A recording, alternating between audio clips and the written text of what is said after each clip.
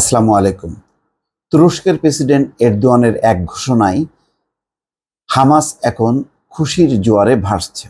দর্শক, কথাটি বললাম এই কারণে যে হামাস এতটা কল্পনা করতে পারেনি যে ইসরায়েল ইরানের এই দ্বন্দ্বে তুরস্কের প্রেসিডেন্ট এরদোয়ান এত শক্তভাবে ইরানের পক্ষে অবস্থান নেবে এবং ফিলিস্তিনিদের সপক্ষে বক্তব্য রাখবে এবং পুরোপুরি এই ঘটনার জন্য এরদোয়ান দায়ী করেছে ইসরায়েলকে।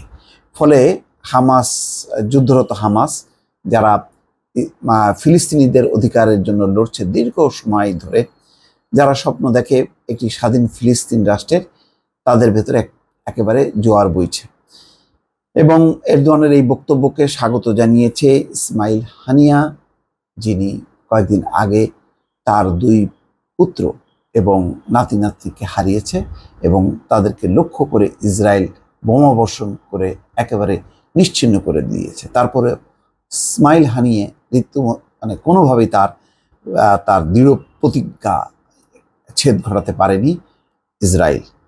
খবরে বলা হচ্ছে যে হামাস প্রধান ইসমাইল হানিয়া ফিলিস্তিনের পক্ষে থাকায় প্রেসিডেন্ট রিসেপ তাইপ এরদোয়ানকে স্বাগত জানিয়েছেন। বুধবার আঙ্কারায় ক্ষমতাসীন জাস্টিস অ্যান্ড ডেভেলপমেন্ট পার্টির পার্লামেন্টারি গ্রুপের বৈঠকের আগে লিখিত বিবৃতিতে হামাস এরদোয়ানকে এই স্বাগত জানায়। শুক্রবার হামাস প্রধান ইসমাইল হানিয়ার সঙ্গে বৈঠক করবেন তুর্কি প্রেসিডেন্ট। খুবই বড় ধরনের একটি ঘোষণা বলা যায়। বিবৃতিতে বলা হয় যে ফিলিস্তিনের জনগণের স্বাধীনতা এবং তাদের স্বদেশের মুক্তির সংগ্রামে এরদোয়ানের মর্যাদাপূর্ণ অবস্থানের জন্য হামাস তুরস্কের কাছে ঋণী থাকবে। এই অবদান তাদের দেশের জনগণ মূল্য দেয়।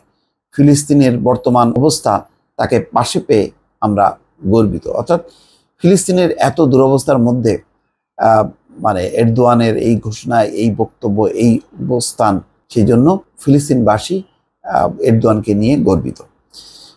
হামাসের বিবৃতিতে আরও বলা হয়, ইসরায়েলের দখলদারিত্বের বিপক্ষে এরদোয়ানের সাহসী বক্তব্য এবং ভাতৃপ্রতিম অবস্থান ফিলিস্তিনের মানুষ মনে রাখবে। ফিলিস্তিনের জনগণ তার কথা কখনো ভুলবে না। এর আগে মঙ্গলবার মন্ত্রিসভার বৈঠকের পর আঙ্কারায় এক সংবাদ সম্মেলনে তুর্কি প্রেসিডেন্ট এরদোয়ান বলেন, আঞ্চলিক সংঘাত উস্কে দেওয়ার চেষ্টা করছে ইসরায়েল। সিরিয়ার দামেস্কে ইরানি দূতাবাসে ভয়াবহ হামলা ছিল তাদের সেই পরিকল্পনারই একটি অংশ।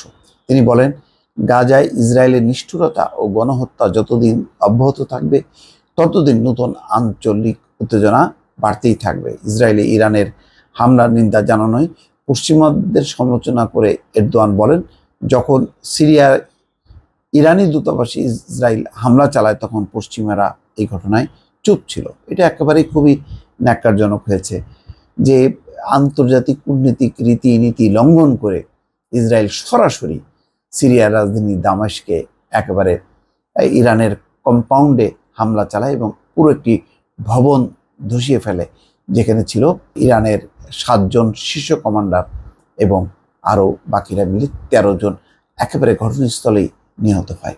এত বড় ঘটনার পরেও কিন্তু মার্কিন যুক্তরাষ্ট্র বা পশ্চিমারা এর নিন্দা করেনি বা ইসরায়েলের বিরুদ্ধে কোনো শক্ত পদক্ষেপ নেয়নি। অথচ সেই মার্কিন যুক্তরাষ্ট্র এবং পশ্চিমারা এখন নিন্দা করছে যে ইরান কেন পাল্টা হামলা চালালো ইসরায়েলে। দর্শক, ভালো থাকবেন। আল্লাহ হাফেজ।